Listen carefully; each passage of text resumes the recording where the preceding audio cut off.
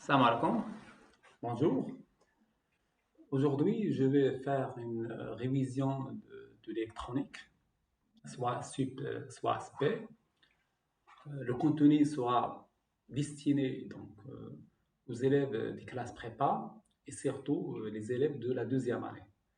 Les examens sont très proches, CNC, CCP, mine, centrale. Je vais faire une révision très ciblée, très brève, mais en conservant bien sûr les choses importantes. Donc, cette révision sera subdivisée en quatre parties. Comme première partie, je vais discuter des bases, c'est-à-dire ce qui est important, les outils importants, et surtout la nécessité de la méthode complexe et pourquoi la méthode complexe. Puis, je vais faire l'étude des filtres passifs. Ensuite, les filtres actifs à base d'amplificateur opérationnel, bien sûr en jouant sur un signal périodique.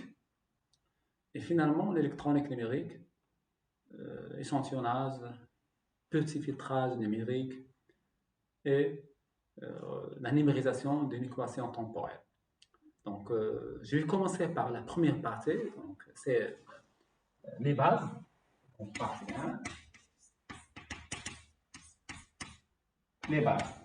Donc, lorsqu'on parle de base, donc, le cadre général de l'électronique des classes prépa, c'est l'étude d'un circuit électrique. Voilà, circuit électrique.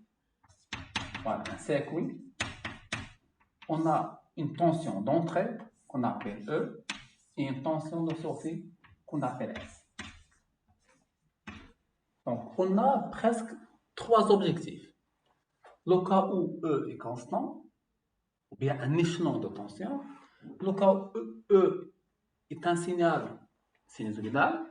Et le cas général où E est un signal périodique. Donc, pour nous, on commence tout d'abord, on étudie tout d'abord le signal sinusoïdal. Pourquoi? On va voir que tout autre signal, ce n'est autre que somme de signaux sinusoïdaux. Donc, et vu ce qu'on va dire par la suite, la linéarité de ces circuits, donc la linéarité de ces circuits nous amène à étudier un signal périodique en utilisant un signal sinusoïdal. Donc, les circuits étudiés, ce sont des circuits linéaires. Donc, ça veut dire quoi un système linéaire? C'est lorsque l'entrée et la sortie sont liées par une équation différentielle à coefficient constant. Ça veut dire, exemple, si je prends un CQRC,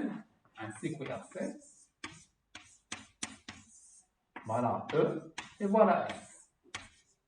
Toujours ça, E, ça veut dire quoi? Ça veut dire un JPF, une entrée, un dispositif qui nous permet de délivrer une énergie. Donc, c'est entrée, donc toujours ça c'est la masse. Donc, surtout pour les examens, ça c'est la masse. Donc, E, il vient d'un générateur, d'un JPF, S c'est la sortie. Donc, on mesure une tension par rapport à la masse. Donc, même si je ne mentionne pas comme ça, c'est par rapport à la masse. Ça y est? Donc, R et C. Donc, ici, les circuits qu'on va utiliser pour que le système soit linéaire, il suffit d'utiliser normalement, des dipôles contenus dans ce circuit doivent être linéaires. Donc, les dipôles linéaires généraux qu'on a en électronique, résistance, condensateur et bobine. Ça y est? Donc, bien sûr, ici, U égale à RI, relation courant-tension. Relation courant-tension, ici, c'est quoi? I égale CD sur DT. Et dans ce cas, U égale FD sur D. Bien sûr, en convention récepteur, ça veut dire courant et tension sont en sens inverse. U. Ça y est? Donc, même ces systèmes, donc le courant et la tension sont liés par une équation différentielle à coefficient constant. Ça c'est C, ça c'est L, ça c'est R. Donc, ce circuit linéaire, si E et S sont liés par une équation différentielle à coefficient constant. Donc, dans ce cas, par exemple, égale quoi E, la loi d'Email. Donc, E égale RI plus S.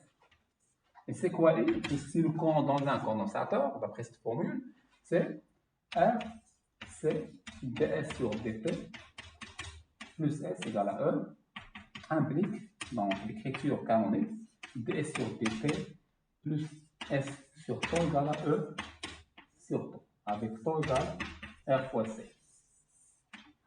Donc, c'est une équation différentielle à coefficient constant, donc le système est linéaire, mais croyez-moi, donc la linéarité, il vient des dipôles contenus dans le circuit. Ça y est, ce sont des dipôles linéaires. Donc, la solution mathématique de cette équation différentielle, c'est S égale une solution homogène plus une solution particulière. La solution homogène, c'est la solution d'équation sans second membre, c'est-à-dire solution de l'équation ds sur dt plus sur t égale à 0. Donc, c'est très simple pour nous. Donc, en MP, S égale à quoi? SH, c'est S de 0, exponentielle moins T sur tau. SP, voilà, donc c'est ça l'élément principal pour nous. SP, voilà, donc c'est la solution particulière. C'est le second. Donc, la raison mathématique pour écrire SP, c'est le second membre. Donc, mathématiquement, SP, donc la solution particulière, possède la même forme que le second membre. Que CE est sinusoïdal, SP serait sinusoïdal, si E polynôme, S est polynôme. Ça y est? Donc, SP possède la même forme mathématique,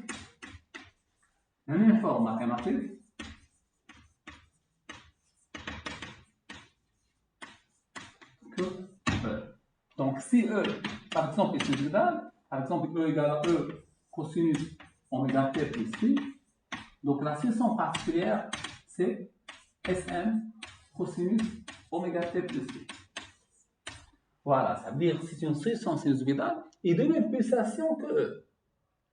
Et ça, donc, est un résultat de la linéarité. Donc, il reste à calculer l'amplitude et la phase. Donc, je vais ici, Fs. Ça, c'est phi E bien.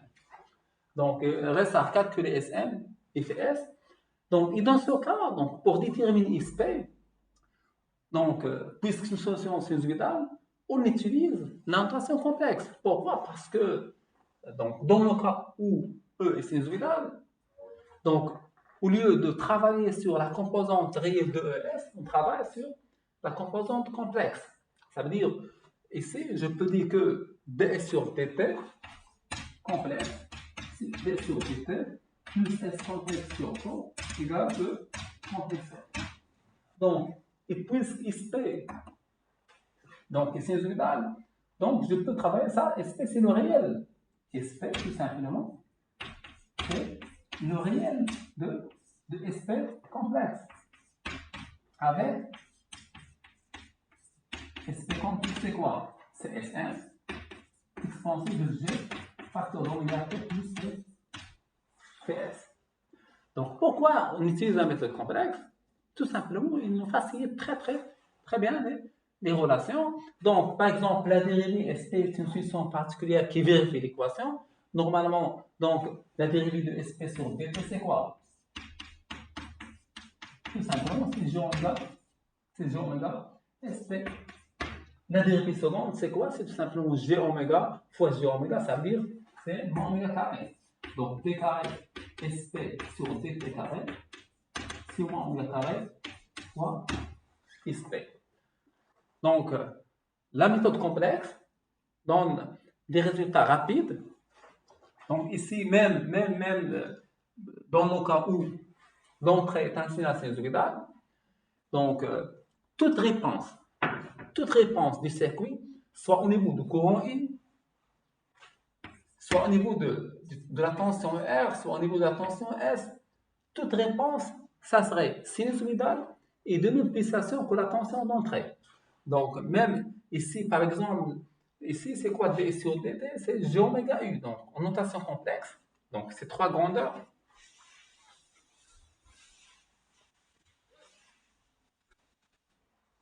Donc, dans le cas de condensateur, on peut dire que I complexe, c'est quoi? C'est C c'est quoi D sur dt? Donc voilà, dans le cas général, c'est J oméga fois U. Donc ça, c'est J oméga. Ça implique U sur I complexe, c'est quoi? C'est 1 sur GC oméga. Dans le deuxième cas, ici, dans le cas de la bobine, U complexe égale à quoi? C'est L fois G oméga I. Implique U sur I égale Gn oméga. Et dans le cas de la résistance, R est réel, donc on n'a pas de problème. Donc ce rapport U sur I pour un dipôle quelconque, quelle que soit sa nature, mais donc bien sûr linéaire, U sur I est appelé impédance. Donc ça, c'est la notion d'impédance. U sur I est appelé impédance. Donc, dans le cas où l'entrée est sinusitale, on peut même étudier le circuit sans utiliser la notation temporelle. Je peux dire au départ, commencer par l'étude complexe. Donc, je reviens à la situation particulière. Pourquoi on s'intéresse à la situation particulière? Bien que S, la situation dans le cas général, on a dit que S égale SH plus SP. Donc, la cause est tout simplement SH, il présente le régime transitoire. Pourquoi? Parce que sa forme mathématique, comme j'ai déjà écrit, SH égale S0 exponentielle moins T sur tau. Et l'exponentielle de moins T sur tau tend vers 0, c'est T tend vers l'infini. Ça veut dire quoi? Ça veut dire que ce régime transitoire ne dure pas longtemps. Donc, ce qui reste, ça veut dire S à peu près égal à S, SP. Donc, ce qui présente le régime permanent. Et pour nous, donc en physique, on utilise un circuit dans son régime permanent. Pourquoi? Parce que c'est la réalité. Donc voilà, donc, j'ai rappelé la notion d'impédance pour un condensateur et pour une bobine. J'ai montré la nécessité de la méthode complexe et pourquoi la méthode complexe. Donc, est utilisée uniquement dans le cas où l'entrée est sinusoïdale. Voilà. Donc, finalement, je vais donc mentionner quelques bases concernant la notion d'impédance. Voilà, donc dans le cas général, une impédance Z, si on a un dipôle d'impédance Z, ça c'est I, ça c'est U. Vous savez bien que Z égale à 0, que Z égale à 0 implique l'impédance devient infinie. Z égale à l'infini, Z égale à l'infini, ça veut dire le courant ne peut pas passer dans cette sens, il le bloque. Donc, comme si on a un circuit ouvert. Donc, ça veut dire ici, I égale à 0 et ici, U égale à 0. La tension dans un fil est nulle. Donc, ça, c'est important dans l'étude des filtres. Le courant dans un cycle ouvert est nul, mais la tension n'est pas nulle. Pourquoi? Parce que la tension, c'est une différence de potentiel. Il se peut que U égale 0, alors que U, c'est égal à VA moins VB, différent de 0, sinon, donc, supposons que ça, on a ici A, on a ici B. Même chose, dans ce cas, I différent de 0. Donc, je vais donc ajouter les deux théorèmes plus utilisés en électronique, c'est le diviseur de tension et le théorème de Millman.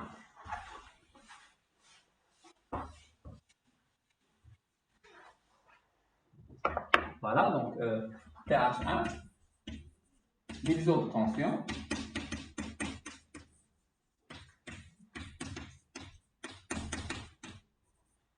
Voilà, si j'ai deux impédances en série, bien sûr, Z1 et Z2, ça, toujours ça c'est E, ça c'est S. Et comme on a signalé déjà, on traite le cas sinusodal, ça veut dire qu'on peut travailler facilement avec la notation complexe. Donc c'est quoi S?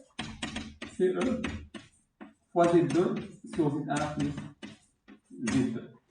Voilà, donc on peut faire la loi des mailles, utiliser le fait que I qui passe dans Z1, c'est le même que celui dans Z2, bien sûr, dans l'approximation des régimes quasi stationnaires. Voilà, ça d'une part. Donc, en astuce, si le circuit est développé de la façon suivante, par exemple, si on a Z1, Z2, ça c'est Z1, ça Z2, ça Z3, ça Z4, et ça c'est S.